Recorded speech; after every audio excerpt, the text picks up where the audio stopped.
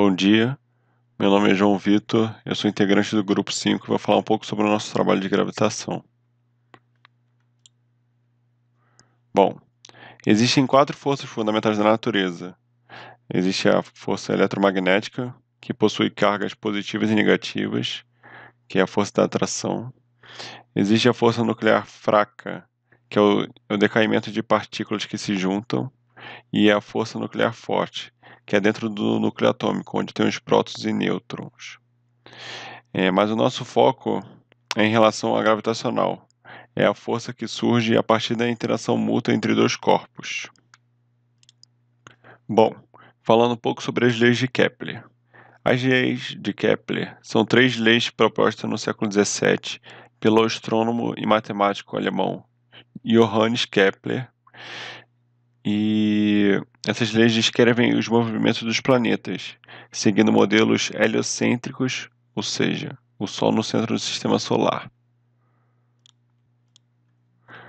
Bom, falando sobre a primeira lei de Kepler, é a lei das orbitais. Ele diz que cada planeta se move em uma órbita elíptica, com o Sol ocupando um dos focos da elipse. Isso quer dizer que a trajetória do planeta é elíptica e o Sol fica localizado num foco ou no outro.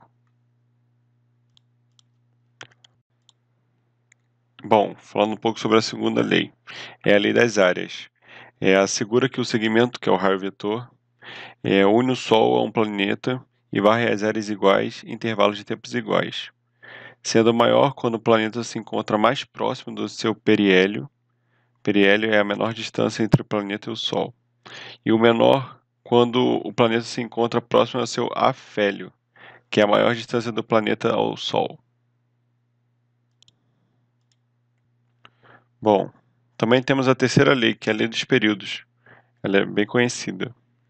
É, Essa lei diz que o quadrado do período de revolução, que é esse T ao quadrado, né, mostrado na figura, de cada planeta, dividido pelo cubo do raio médio de sua órbita, que é esse R ao cubo, gera uma constante K. E aí essa é a terceira lei de períodos de Kepler.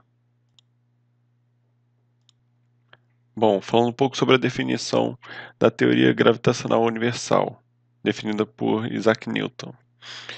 Bom, essa teoria diz que todo objeto atrai qualquer outro objeto, com uma força proporcional ao seu produto de suas massas e inversamente proporcional ao quadrado da distância entre elas.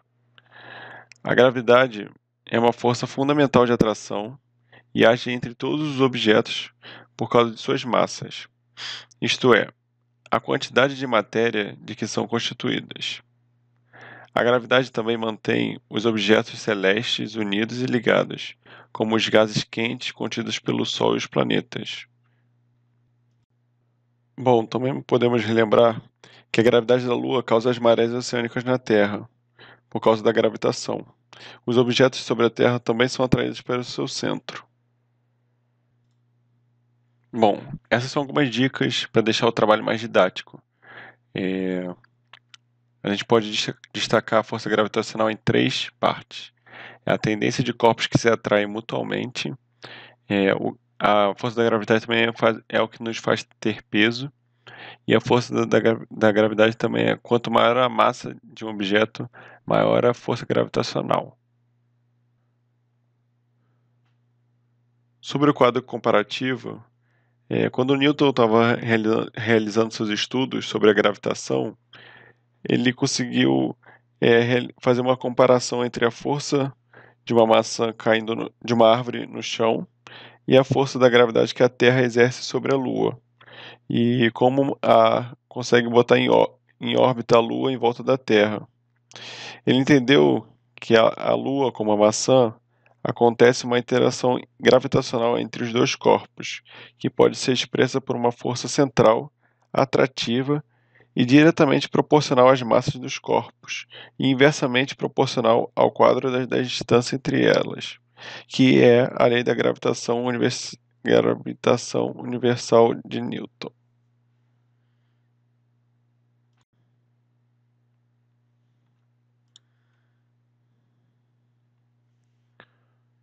Para entender os pontos materiais, a gente tem que ter em mente a lei da gravitação universal.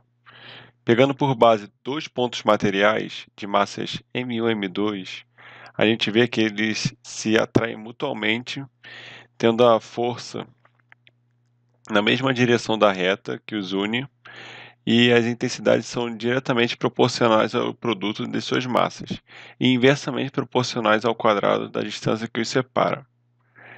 A gente consegue destacar a fórmula aí, né, que é F igual a G M1 M2 sobre o raio ao quadrado. Aí a gente vê que o F é a força gravitacional, o R é a distância entre os corpos de massa M1 e M2 e o G é a constante gravitacional. Também podemos entender que essa força gravitacional é uma força vetor, que essa partícula 2 exerce na 1 é igual em módulo e direção, e a força exercida pela partícula 1 na 2 é com sentido contrário e ela é sempre atrativa. E também G é uma constante muito, muito pequena. Então, somente com massas muito grandes conseguimos sentir a força gravitacional. Essa constante G gravitacional, ela depende apenas do sistema de valor de unidade. Por exemplo, no sistema internacional, o seu valor é esse que a gente colocou no slide, de 6,67 vezes 10 a menos 11. O valor dessa constante não depende do meio, pois ele é o mesmo no ar, no vácuo ou em qualquer meio interposto entre os corpos. E como esse valor é muito, muito pequeno, a intensidade da força F só é apreciável quando pelo menos uma das massas for elevada, como a de um planeta. Para corpos de pequenas massas, a intensidade da força gravitacional F é muito pequena, podendo ser desprezada no estudo da maioria dos fenômenos do cotidiano.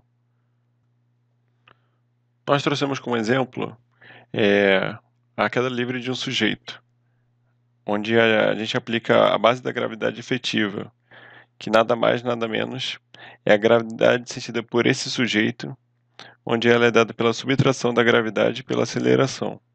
E aí a gente vê quando ele está em queda livre, a gravidade está relacionada diretamente com a aceleração desse sujeito. Falando sobre as diversas forças gravitacionais que um corpo pode ter, então esse corpo pode sim interagir com vários corpos através da gravitação. Só a gente pensar no Sol, na Lua e na Terra. A Lua interage gravitacionalmente com a Terra e também com o Sol, e o que vemos é o resultado dessas duas interações, como a gente vê aí nesses vetores.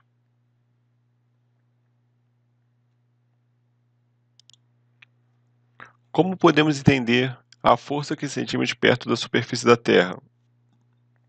Basta a gente observar essa imagem. A massa da Terra m, e dentro do centro da Terra seria uma partícula de massa m numa distância r. Tá.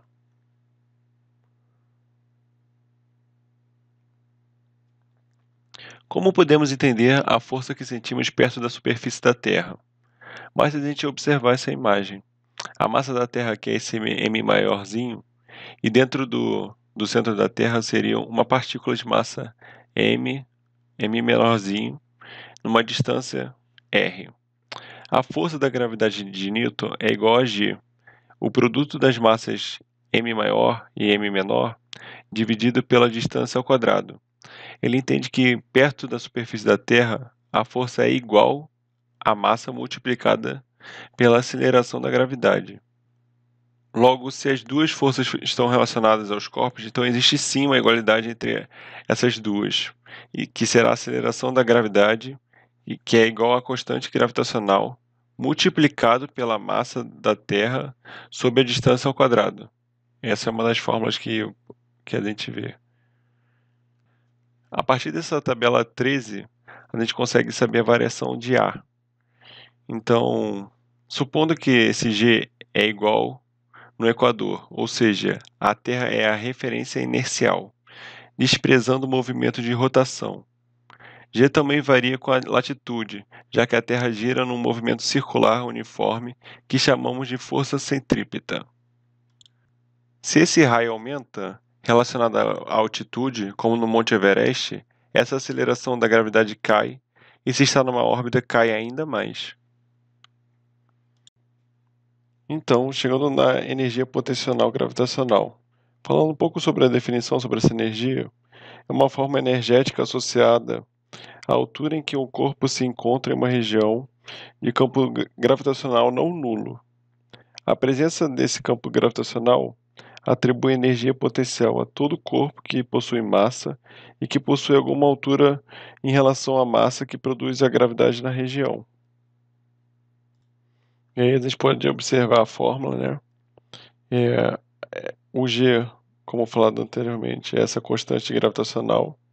M é a massa que está sendo analisada e que está sendo aproximada, né? Afastando de uma massa M maior. E está a uma distância R. E por que a gente coloca um sinal negativo? Pois é porque está sendo considerado o zero lá no infinito. E quando o corpo vai se aproximando da Terra, a energia vai diminuindo.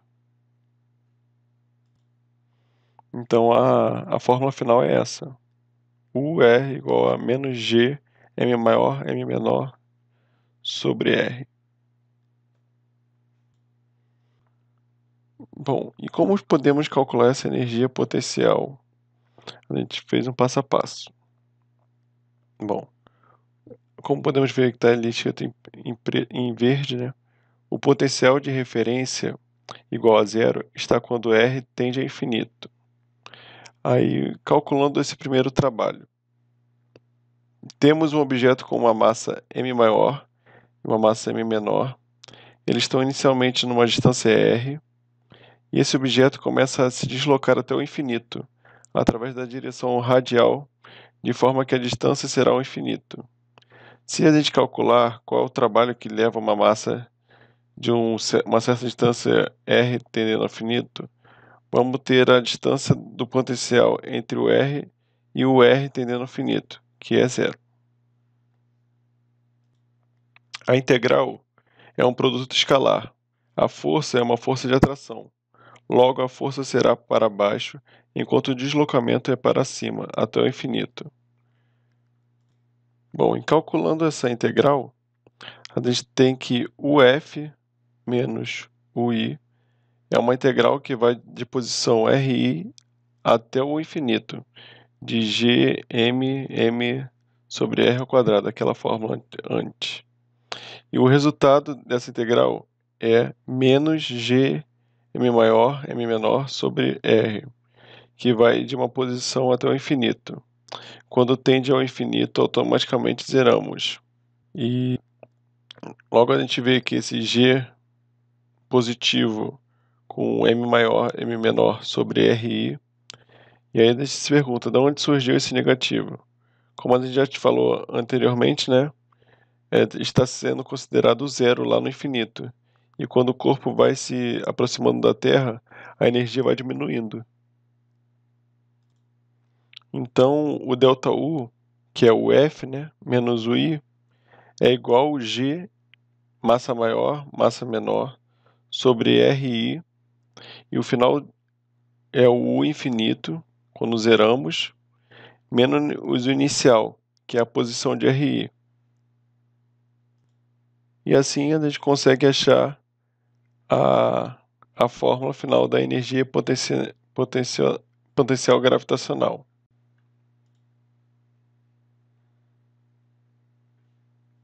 Bom, e falando um pouco sobre a velocidade de escape, a gente traz esses exemplos com projétil.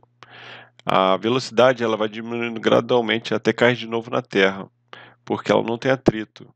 E quando lançado o projétil com uma velocidade inicial, entende-se que ele vai diminuindo, ou seja, a distância é tão grande que a energia potencial chega a zero. Logo, teríamos que a energia cinética mais a potencial quando o projétil é lançado, ela teria que ser igual quando chegasse a uma altura h, em relação à superfície da Terra, onde a velocidade é nula, que é nessa parte onde começaria a cair. E o potencial Se o h for uma distância grande, considere o h infinito, que será igual a zero. Bom, explicando um pouco sobre as fórmulas dessa velocidade de escape, né? Então, a energia cinética mais a potencial inicial será igual a meio de mv ao quadrado, mais a energia potencial, que também seria igual à energia mecânica, no fim das contas. Essa energia potencial ela é nula. Então, atingindo o infinito, ela para e não tem mais energia. Como vemos nessa segunda parte da fórmula ali. Então, a velocidade de escape fica V é igual a raiz de 2gm sobre R. E aí a gente vê que K, essa energia cinética que eu comentei, né? O U é a energia potencial gravitacional. V é a velocidade, o R é o raio orbital e o G é a constante. Bom, falando um pouco sobre o exercício 33. Para começar, né, é necessário usar uma equação, que, que é essa equação que a gente está vendo de energia potencial, que é se U é igual a menos G massa menor e massa maior, que no final vai ser da Terra e da Lua, sobre R. E para que possa se escapar da Lua, a gente tem que analisar a energia necessária para se escapar da Terra. Ou seja, a gente usa a energia da Terra vezes o fator Lua igual a energia potencial da Lua. Então a gente usa a energia potencial da Terra vezes o fator da Lua, que é igual à energia potencial da Lua. E aí, destrinchando essa equação, a gente vê que o fator Lua é igual à energia potencial da Lua sobre energia potencial da Terra. E aí, substituindo a energia potencial da Terra e da Lua pelas suas equações, né? A gente vê que o fator Lua é igual à energia potencial da Lua sobre a energia potencial da Terra, que vai ficar a massa da Lua sobre o raio da Lua vezes o raio da Terra sobre a massa da Terra. E aí, colocando os valores, né, finais, substituindo por os valores, a gente chega no resultado final de 0,045. Essa não tem uma unidade, não tem uma unidade internacional. Bom, e para Júpiter, né, é só a gente fazer a mesma coisa que a gente fez com a Terra e com a Lua. A gente utiliza a energia potencial da Terra, de Júpiter, e o fator Júpiter, né? Como a gente tinha feito só da Lua, só que agora a gente faz com de Júpiter. E aí a gente vê que o Júpiter é igual a energia potencial de Júpiter sobre a energia potencial da Terra. Antes tinha sido com a Lua, agora está sendo com o Júpiter. E aí, fazendo a mesma substituição tinha feito com a Lua, que é o fator Júpiter é igual à equação da energia potencial de Júpiter sobre a energia potencial da Terra. Que aí também a gente vê que a massa de Júpiter é sobre o raio orbital de Júpiter, a gente multiplica pelo raio da Terra sobre a massa da Terra. E substituindo por valores, a gente acha o valor de 29, que também não tem que esse 29 também não tem uma unidade de medida. Bom, nós escolhemos o exercício 64 para falar sobre a energia cinética do satélite, na letra A, e a letra B sobre o módulo de F, se o raio da órbita aumentasse para 3 vezes 0 vezes 10 a sétima metros. E aí está o exercício, né, 64. E para começar a calcular a energia cinética do satélite, a gente vai começar com a fórmula da força, em que a questão nos fornece um módulo da força e o raio orbital do satélite. Substituindo os valores, achamos a constante de 3,2 vezes 10 a 16, naquela primeira fórmula da letra A. Composta pela constante gravitacional, a massa do planeta e a massa do satélite. Então, para calcular essa energia cinética do satélite, já temos todos os valores e substituindo na fórmula, achamos o valor de 8 vezes 10 a oitava joules. No item B, ele nos dá um determinado raio, pedindo a força proporcional ao mesmo. Então, substituindo esses valores para a mesma fórmula da força, achamos 35,5 newtons. Essa é a bibliografia. Nós somos os alunos João Vitor, João Pedro, Guilherme Furtado e Bárbara Vitória. Obrigado.